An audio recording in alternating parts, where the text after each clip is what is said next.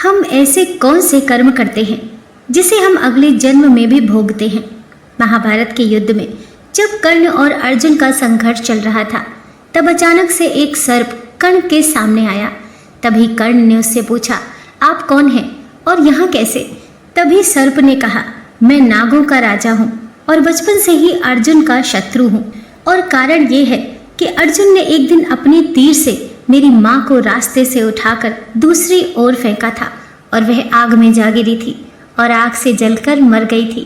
तभी से मैं अर्जुन का दुश्मन हूँ और अर्जुन को मारना चाहता हूँ। अब कर्ण ने कहा, तो तुम मेरे पास क्यों आए हो?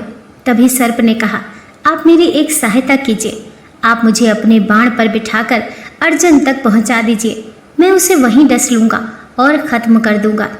वह आपका भी दुश्मन है और मेरा भी दुश्मन है। अब कर्ण ने कहा, पहली बात तो ये, मुझे लगता है अर्जुन का उद्देश्य आपकी माँ को मारना नहीं था, वो एक हादसा था।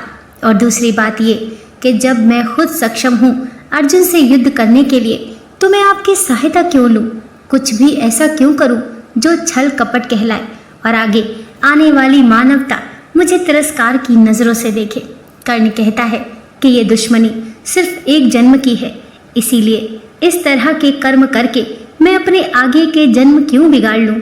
इससे हमें ये सीख मिलती है कि हम सब जब किसी से चिढ़ते हैं और किसी से दुश्मनी करते हैं तो कितना भी बुरा करने के लिए तैयार हो जाते हैं और ये भूल जाते हैं कि दुश्मनी सिर्फ इसी जन्म की है और हम अगले के साथ छल कपट करके अपने आगे के कई जन्म खराब कर लेते हैं और फिर अगले जन्म में भी पछताते हैं और दुख भोगते हैं।